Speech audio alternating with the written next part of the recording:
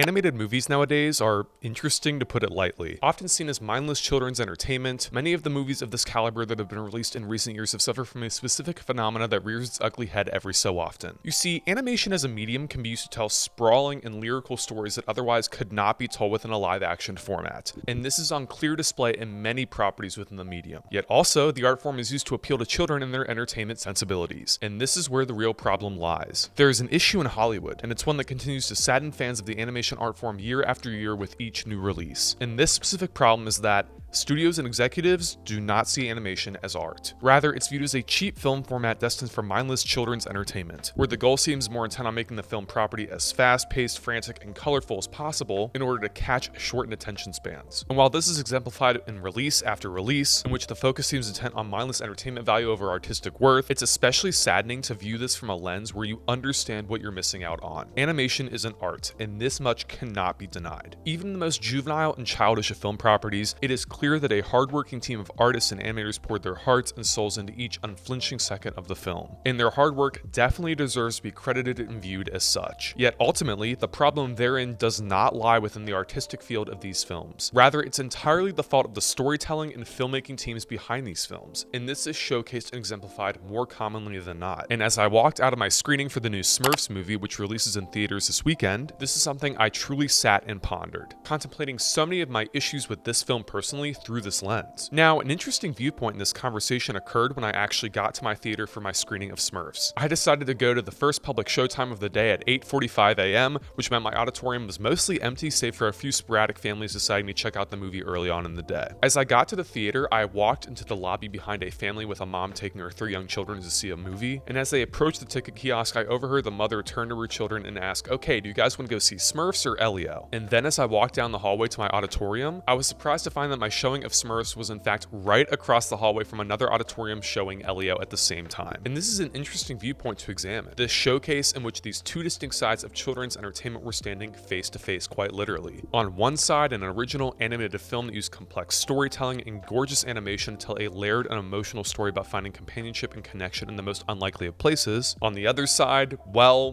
whatever Smurfs was about to be, I would shortly find out. I believed that I had truly prepared myself to witness whatever I was about to inside of Smurfs in its runtime. I had steeled myself in for the reality that this would most likely be a swing and a miss, an animated children's film that managed to succeed in nothing else except capitalizing off a nostalgic intellectual property. Yet nothing, and I mean nothing, could have prepared me for the crushing weight of realization that hit me as I walked out of my screening in a confused daze. After an hour and 32 minutes of utter cacophony nonsense, I was hit with the realization deep down that I had just witnessed a film that showcased and exemplified the worst qualities of the modern-day animation medium tenfold. This is a film that truly manages to capture and contemplate the worst elements of modern-day children's entertainment and does it quite inadvertently. It is not a stroke of genius in the slightest that the film manages to achieve this, as it does so quite by accident. Rather, it's a film that manages to show these elements because it was crafted just like so many other films before it were. It almost feels like major studios are growing this caliber of animated films inside of carefully manufactured test tubes, changing very little in the way of variation between them and mass producing these movies for maximum entertainment value, all while ignoring one specific important element that really should shift and change the perspective of many filmmakers, if they just took the time to listen. And that important element is this: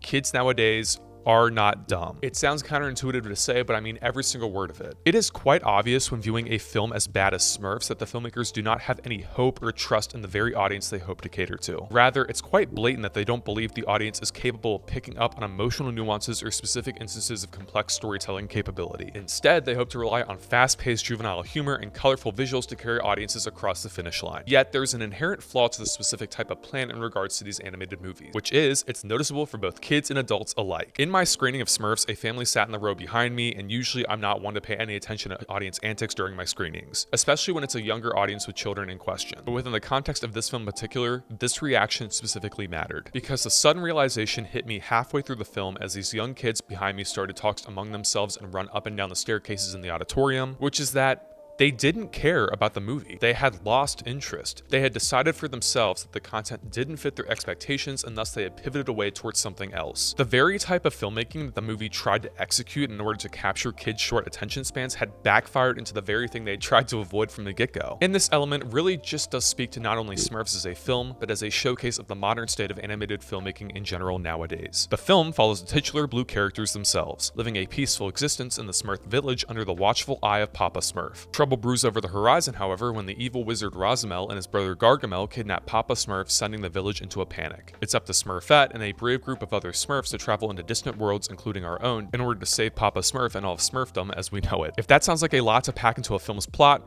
it is. The fact that you only have 92 minutes to unpack all of this is yet another problem with the film entirely. You see, one of the elements used here to engage audiences is an overstuffed and often conflicting plotline that feels more sporadic and separated than anything inherently stitched together or natural. As is the case with many animated films made recently, this feels more like separate short films thrown together into a thin narrative structure, which makes the resulting mess feel more jarring and sporadic as a result. Certain narrative elements feel rushed, we don't get the time to understand or connect with any of their characters outside of Rihanna Smurfette and James Corden's no-name Smurf, and the most frustrating element about this form of thematic content is how entire plot lines are left unraveled and questions are left unanswered as the film wraps up its conclusion. That the film isn't interested in answering these questions is another matter entirely. When adapting a property such as Smurfs, one of the most important elements you can possibly capture in this franchise lies in the antagonistic field. As many audiences, especially those who aren't necessarily familiar with Smurfs, know the basic plotline of how the evil wizard Gargamel seeks to track down and capture these blue creatures. Yet, instead of faithfully adapting this timeless villain in a way that feels fresh, original, authentic to the source material, the antagonists here are underwhelming, to put it lightly. Twin wizard brothers Gargamel and Rosamel, played in a dual role by voice actor J.P. Karliak, provide much of the dramatic stakes within this film's plot, which would be an intriguing and interesting idea and premise if only it was executed in a far better fashion. These villains are weak, underwhelming, and quite honestly, obnoxious. As a result, audiences are led to a disconnect, as we never truly feel like the Smurfs are in any real danger at a specific point in this adventure. And although Karliak is supremely talented and tries his best with what he's given, he's ultimately given a part that doesn't provide any favors or opportunities for his talent to shine through, which is really disappointing to put it lightly. In fact, much of the antagonist roles in this enterprise are to provide cheap comedic relief at key points in this adventure, which, to be fair, is an idea that has worked a great effect on other film and television properties before, but doesn't manage to stick a landing on this one. The humor in general just leaves so much to be desired. Most of it feels repetitive, stale, and cheap for the sake of being cheap. After the hilarity of the word Smurf being used to bleep out a curse word wears off, the film reveals it has no other tricks up its shallow sleeves. All of this culminates in a third act conclusion that could best be described as unstructured chaos, to put it lightly. Now, this is the portion of the film where it just completely lost me. I witnessed this segment of the movie and I thought to myself, oh, there is zero hope of redemption for this movie at this point. I mean, using such a tired and unoriginal premise in films such as the multiverse is already exhausting in an era where such stories have been placed at the forefront of the public conversation, but it's even more tiring when it's used in such a gimmicky and underdeveloped way. So much of this just feels lazy in every sense of the word. There's no careful thought or care put into the core storytelling capabilities of the film. Instead, it's a movie that very much throws everything it has at the wall at once, trying to see what sticks in the process. However, as bad as this film ultimately is, and I do mean literally terrible, there are two specific elements that shine through the garbage heap, but they don't ultimately make it any better. Rihanna and James Corden actually do solid voice work as Smurfette and No-Name Smurf, and their characters are perhaps the most complex part of this entire story. No-Name Smurf is a character who doesn't feel like he belongs with the other Smurfs, as he has no unique or special talents to speak of, and feels like he's doomed to be an outsider forever. However, with the help of Smurfette, the film begins to explore how our individual gifts and talents make us who we are, which is such a profound insight that I ultimately wish the film cared more about to explore. And as you might have guessed, I have to give special mention to the animation, as it is truly the most and possibly only artistic quality of this mess. Huge props to the entire team behind this one for sure. The layered blend of 2D and 3D animation really makes characters and settings pop, and the seamless integration of the animation with live action backgrounds and elements feels almost natural and nuanced at parts, leading to moments where even I was left guessing as to what was real life photography or animation. Yet, sadly, that's where my praises for the film finish and my criticisms began to take over. As I drove home in silence from the theater from Smurfs, really pondering everything I just watched, I began to realize that ultimately many audience members might not view the film with the same intensity I do as a film critic. Many people will go to this one for pure and mindless entertainment value. And if you're looking for a movie that specifically doesn't succeed in much else, then I'd say it gets the job done. However, with how lazy, uninspired, and quite frankly dull this film is overall, I'd be willing to say that this film is just one indicative example of a massive problem within the animation medium that needs to be rectified. We need to get back to using animation to tell layered and nuanced stories, instead of viewing it through a shallow lens of being a medium for kids' entertainment. While Smurfs might be able to satiate fans looking for a surface-level adventure featuring these recognizable blue characters, it remains to be seen when enough will be enough for most audiences. That's why I'm giving Smurfs a 0.5 out of 5 stars.